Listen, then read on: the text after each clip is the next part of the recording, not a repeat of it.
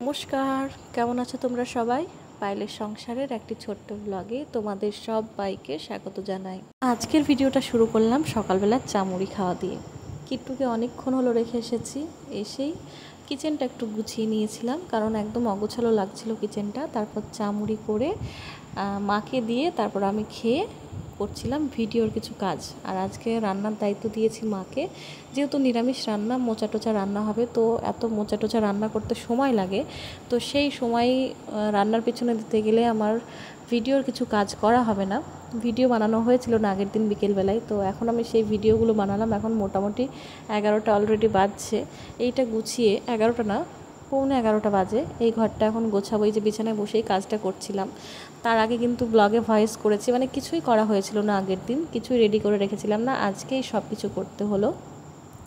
তো ভাবলাম যে ঘরটা গুছিয়ে নিই, ঘরটা গুছিয়ে স্নান ধ্যান করে আমাকে আবার ছুটতে হবে ক্যান্টিনে।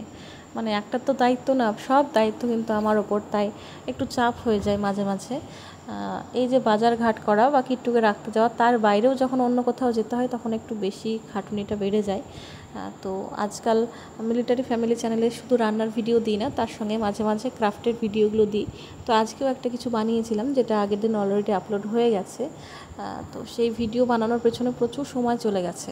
দেখে যখন একটা কোনো ক্রাফটের আমরা ভিডিও দেখি, তখন মনে হয় যেন এত ইজি, 5 মিনিটে হয়ে যাবে, কিন্তু সেই জিনিসটা বানাতে প্রায় 1.5 ঘন্টা সময় লেগে যায়। আর আজকে সকাল থেকে কারেন্ট ছিল না।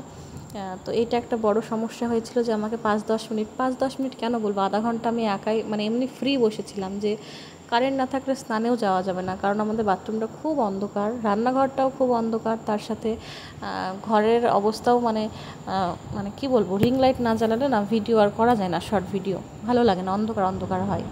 তো সেই জন্য অপেক্ষা করতে করতে বেশ অনেকক্ষণ পর যখন ভাবলাম যে না থাক, স্নানটা আগে করে ফেলি, তখন দেখছি হট করে কারেন্টটা আসে।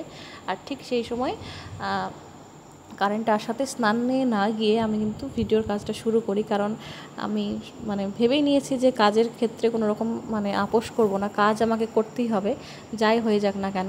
তো সেই জন্যই দেখলাম যে কারেন্ট যখন এসেছে, আগে আমি আমার কাজটা করি, নাহলে আজকের ভিডিওটা দিতে পারবো না। তো আগে কাজটা করে ঘরটার গুছিয়ে এখন চলে গেছিলাম স্নানে।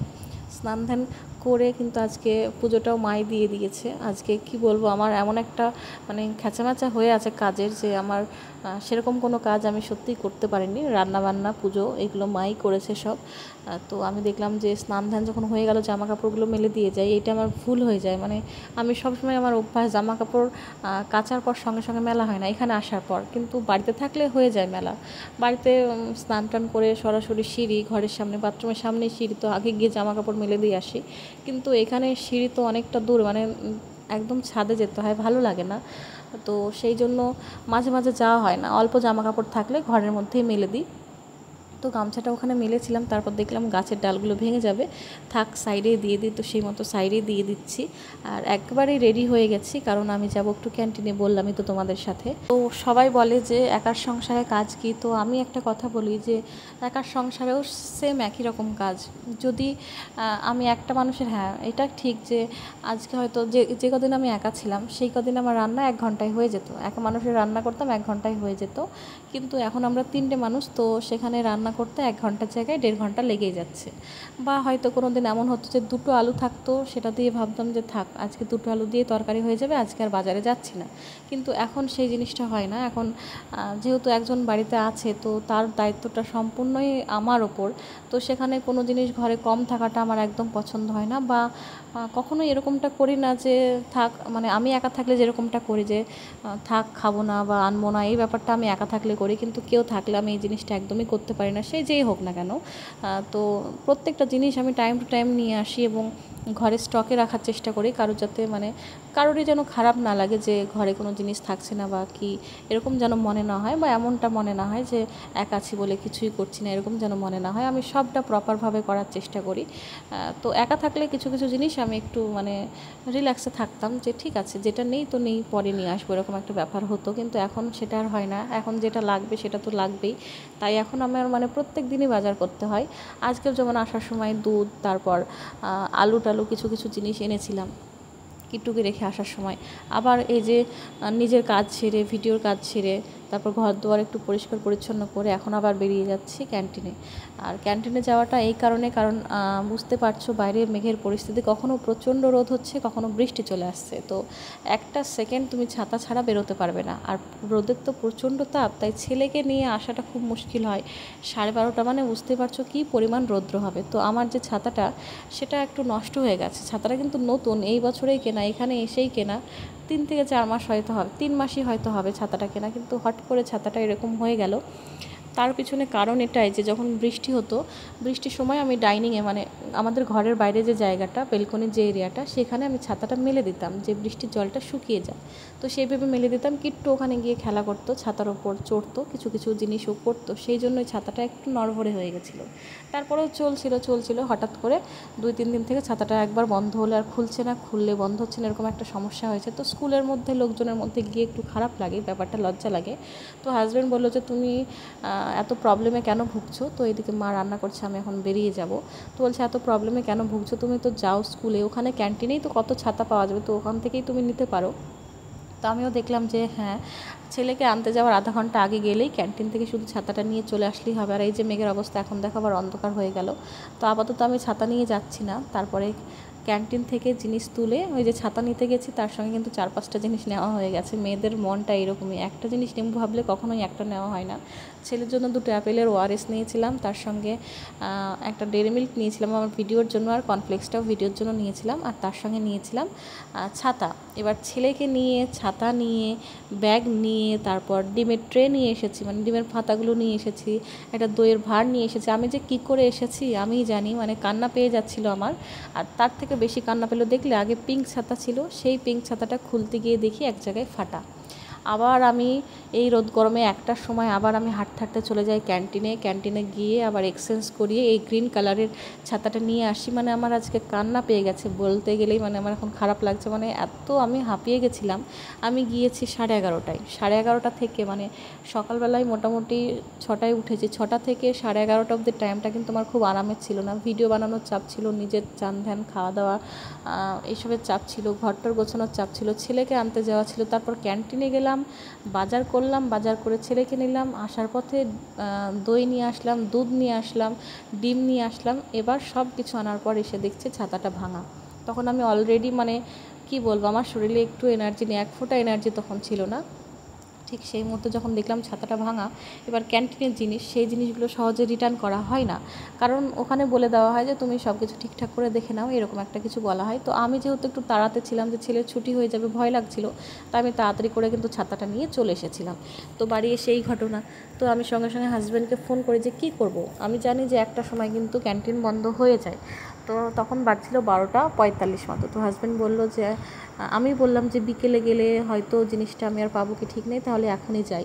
তো সেই ভেবে আমি খুব তাড়াতাড়ি আবার এই রোদ গরমের মধ্যে আবার ছাতাটা নিয়ে বেরিয়ে যাই। আবার হাঁটতে অত দূর গিয়ে সেখানে আমাকে একটু প্রথমে ঢোকা নেওয়া হচ্ছিল না, যে ক্যান্টিন বন্ধ হয়ে গেছে, এখন গিয়ে কী করবেন। আমি শুধু বললাম যে আমি ক্যান্টিনে কোনো জিনিস নিতে যাব না, আমি জাস্ট জিনিসটা এক্সচেঞ্জ করতে যাব, যদি তারা করে দেয়। তো কোনো রকম বলে গেটে ঢুকে তারপর তাদেরকে বলতেই তারা বলে ঠিক আছে, কোনো ব্যাপার নেই, কোনো অসুবিধা নেই, আপনার যদি মনে হয় যে এটা খারাপ তো আপনি এক্সচেঞ্জ করতে পারেন। তো সেখানে গিয়ে সঙ্গে সঙ্গে ছাতাটা এক্সচেঞ্জ করিয়ে, মানে আরও 2-1জন ছিল, তারা হেল্প করেছে, মানে অনেকগুলোই ছাতা ছিল একটু ড্যামেজ টাইপের। তো সেখান থেকে বেছে এই গ্রিন ছাতাটাই নিয়েছি। নিয়ে আবার হনহন করে সে কী বলবো, রৌদ্রের মধ্যে এসেছি। আস্তে আস্তে বেজে গেছিলো 1:10-15। এবার 1:10-15-তে এসে ঘরের অবস্থা বুঝতে পারছো, ছেলে ছিল এখানে, ঘরে ছিল। এবার ছেলে ছিল, আমি গিয়েছিলাম ওখানে, তো ছেলে ঘরের অবস্থা কী করেছে বুঝতে পারছো। আমি একটু বকাও দিচ্ছিলাম কিট্টুকে, কারণ আমি ক্লান্ত হয়ে যাই। এই বাজারঘাট করার যে দায়িত্বটা আমি সত্যি আর নিতে পারছি না। এই রোদ গরমের মধ্যে রোজ বাজার করা, রোজ কিছু না কিছু নিয়ে আসা, 2-3বার যাওয়া, এই জিনিসটা আমার কাছে সত্যি খুব চাপের হয়ে যায়। মাঝে মাঝে যেদিন মানে রৌদ্রের পরিমাণটা খুব বেশি হয় বা সকালের দিকে ঠিকঠাক কিছু খাওয়া হয় না, সেই দিনটা যেন আমি একটু বেশি ক্লান্ত হয়ে যাই, একদম ভালো লাগে না। তো আজকে আমার সেই অবস্থা ছিল, কান্না পেয়ে গেছিলো আমার। আমি ছেলেকেও বকছিলাম যে কেন তুই এত নোংরা করিস, কতদিন, মানে কতবার একটা মানুষ গোছাতে পারে দিনের মধ্যে, আর নোংরা করে পড়ে থাকলে আমারও ভালো লাগে না। এটা হচ্ছে আমার মেন সমস্যা। মাঝে মাঝে মনে হয় যে ঠিক আছে, বাচ্চা আছে, খেলনা তো ছড়িয়ে ছিটিয়ে থাকবেই, কিন্তু আমার কেন জানি না শান্তি হয় না। এটা আমার একটা অসুখ বলতে পারো। তো এই ঘরে এসে আবার জানি না কী গোছাচ্ছিলাম, সারাদিন কী যে গোছাতে থাকি। তো এবার ছেলেকে খাওয়াবো, খাইয়ে দাইয়ে ঘুম পাড়াতে হবে, তারপরে কিন্তু আমি করব ভিডিওর কাজ। ক্রাফটের ভিডিওটা বানিয়েছি, সেটাতে লিখতে হবে, ভয়েস করতে হবে, এডিট করতে হবে, তো মাথার মধ্যে আছে অনেক টেনশন। ইচ্ছে ছিল আমি স্কুল থেকে এসে ডিমটা নিয়ে আসবো, আসার সময় এনে কিট্টুর জন্য ডিমের একটু তরকারি করে দেবো। তো যেহেতু আমি ছাতাটা ঘোরাতে গেলাম, তো আমি ডিমটা রান্না করারও সময় পাইনি। ডিমটা এনে তো সঙ্গে সঙ্গে ছাতাটা ঘোরাতে চলে গেছিলাম, তো মাকে রান্নাটা করতে হয়েছে। তো ব্যাপারটা আমার খারাপ লাগছিল, যেহেতু রান্নার কথাটা আমার ছিল। তো খারাপ লেগেও কিছু করার নেই, একসঙ্গে থাকতে গেলে সব কিছু একটু মানিয়ে নিয়ে চলতে হবে। তো যাই হোক, মাই যাই হোক ডিমটা রান্না করে দিয়েছিল, আর তার সঙ্গে বেশ কিছু রান্না তো করেই ছিল। তো দেখলাম যে ডিমটা এখনও হচ্ছে, কমপ্লিটলি হয়নি। তো ভাবলাম ততক্ষণে যেটুকু কাজ করে নেওয়া যায় আর কি। এখন এডিটিং করে লিখতে বসলে এখন সেই কাজটা কমপ্লিট হবে না। সেই কাজটা কমপ্লিট করতে গেলে বাবুর খেতে দেরি হয়ে যাবে, অলরেডি 1:30 বেজে গেছে। কখন ভিডিওর কাজ করব, কখন কি করব কিছুই বুঝে উঠতে পারছিলাম না। তখন ডিমটা যেই মাত্র হলো, সঙ্গে সঙ্গে ভাবলাম যে তাড়াতাড়ি এবার বাবুকে খাইয়ে দিই, দরকার হলে আমি পরে খাবো। তো এখানে মা রান্না করেছিল মোচার তরকারি। আজকে যেহেতু মঙ্গলবার, তো আমরা নিরামিষই খাবো। মোচার তরকারি, এটা ডাল বাটা, মানে ডালের একটু বড়া করা হয়েছিল, সেই থেকেই ডাল বাটা একটুখানি রাখা হয়েছিল, কারণ অন্য কোনো তরকারি করা হয়নি। কারণ আমি যেদিন নিজে রান্না করি সেদিন আমি মনের মতো অনেক কিছুই করি, যে ডালের বড়া আর কিট্টুর এখানে ডিম। কিন্তু আমি যখন কাউকে রান্না করতে দিই তখন একদম কম করে রান্না করতে দিই, তার যেন খারাপ না লাগে।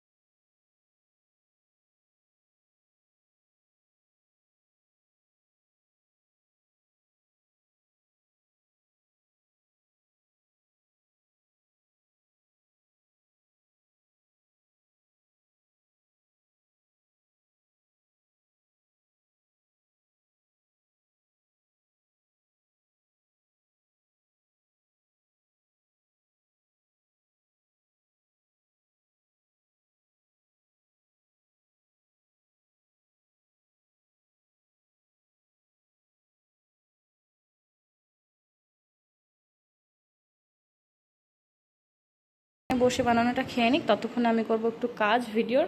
টিভি না, শোনা, কালার করো।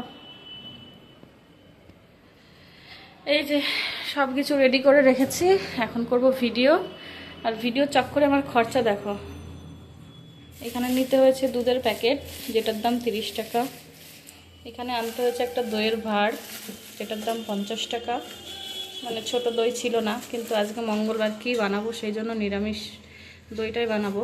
তো জানি না দইটা কেমন খেতে, মানে ঘরে দই আছে তবুও রেখে দিয়েছে, তাহলে ভাবো ভিডিওর জন্য কত কিছু করতে হয়। এটা হচ্ছে কালকের দুধ, কালকের দুধটা ইউজ করবো, আজকের ফ্রেশ দুধটা কিট্টুর জন্য রেখে দেবো। তো চলো কাজকাম শুরু করি। এখানে আসার পর সত্যি কথা বলতে একদমই দই খাওয়া হয়নি বললেই চলে। টক দইটা এর আগে অনেকবার এনেছে, তবে মিষ্টি দই আনা হয় না, কারণ মনে হয় ঘরে যখন খাবো তখন একটু টক দই খাই। তো ঘরে টক দইটাই বসানো হয়, মিষ্টি দই বসানো হয় না। তো দইটা প্রথমে দেখে আমার একটু কেমন জানি লাগলো, যে দইটা মনে হলো যে আদৌ অতটা ভালো হবে না। তারপর ভাবলাম হতেই পারে, এরকম দেখতে মনে হচ্ছে যেন কিছু একটা মেশানো আছে, কেমন একটা লাগছিল। তো যাই হোক, তারপর দেখলাম যে বাহ, বেশ মানে দইটা বেশ চাপ ধরে আছে, ভালো লাগছিল ব্যাপারটা। কিন্তু এটা কি হয়েছে জানো, এটা আমি 10 মিনিট বাইরে রেখেছিলাম ফ্রিজ ছাড়া। তো 10 মিনিটের মধ্যে জল কেটে যায় দইয়ে। যখন আমরা 3-4 ঘন্টা ফেলে রাখি বা 1-1.5 ঘন্টা ফেলে রাখি, তখন একটা দইয়ের মধ্যে জল কেটে যায়। কিন্তু 10 মিনিটও না, মানে খুব জোর 5 মিনিট এটা ফ্রিজ ছাড়া রেখেছিলাম, তারপর দেখছি দইটা একদম জল কেটে গেছে। আর এটা চামচে, মানে আমি তো এনেছি তখন থেকে তো খাইনি, ওই দইটা ওখানে রেখে দিলাম, কারণ ওটা ভিডিওর জন্য লাগবে, এটা এক্সট্রা তুলে রাখলাম। তো চামচটা আমি দেখলাম একটু টেস্ট করি, তো মুখে দিয়ে কি বলবো, এত বাজে দই আমি জীবনেও খাইনি। অনেক জায়গায় দই খেয়েছি ভালো, অনেক জায়গায় খেয়েছি খারাপ। সেই খারাপের মধ্যেও এটা খারাপের পর্যায়ে পড়ে না, এতটা পরিমাণ বাজে ছিল, মানে আমার তো প্রথমে মনটাই খারাপ হয়ে গেল। তো কিচ্ছু করার নেই। তো ভিডিও করতে করতে অনেকটা সন্ধ্যা হয়ে গেছিলো, তো ভাবলাম যে মাকে চা করে দিই, তার সাথে কিট্টুকে দুধটা দিয়ে দিই, তার সাথে আমারও চাটা খাওয়া হয়ে যাবে। তো সেই জন্য নিয়ে যাচ্ছিলাম। আর কিট্টু করছিল ড্রয়িং, ওর ঠাম্মা গেছিলো একটু নিচে, তো দেখছি আবার চলে এসেছে। কারণ সন্ধ্যাবেলায় মা থাকতে চায় না ঘরের মধ্যে, থাকতে পারে না, তো নিচে দিদিদের কাছে একটু যাই, বসে। তো মা এসেছে, তাই ভাবলাম চাটা করে দিই। আর কিট্টু দেখছি অলরেডি লেখা শুরু করে দিয়েছে, কারণ আমি ওকে বলেছিলাম তুমি একটু কালার করো, আমি একটু পরে তোমাকে পড়তে বসাবো। তো উল্টোপাল্টা কিছু কিছু লিখছে। তো দইটা বানাতে দিয়েছি, দইটা বানাতে দিয়ে 30 মিনিট রেস্টে রাখতে হবে। তো সেই 30 মিনিটে ভাবলাম চাটা খেয়ে নিই। তো এবার আমি চাটা খেয়ে যখন দেখতে গেছি, তখন আমি কিছু একটা শব্দ শুনতে পাচ্ছিলাম। এই যে প্রথমে এই লাইট মাইটগুলো অফ করে দিয়ে আমি কিন্তু চা খেতে গেছিলাম। তারপর চাটা খেয়ে কিছুক্ষণ পরে আমি গিয়ে দেখছি যে দুধের অবস্থা খারাপ, মানে দইটা উতলে গেছে। যেটা আসলে মানে ভাঁড়ে বসানো হয়েছিল সেটা ঠিকঠাক আছে, সেটা ঠিকঠাক হবে মনে হচ্ছে। আর এই যে বাটিতে দিয়েছিলাম, এই যে বাটিরটা উতলে পড়ে গেছে।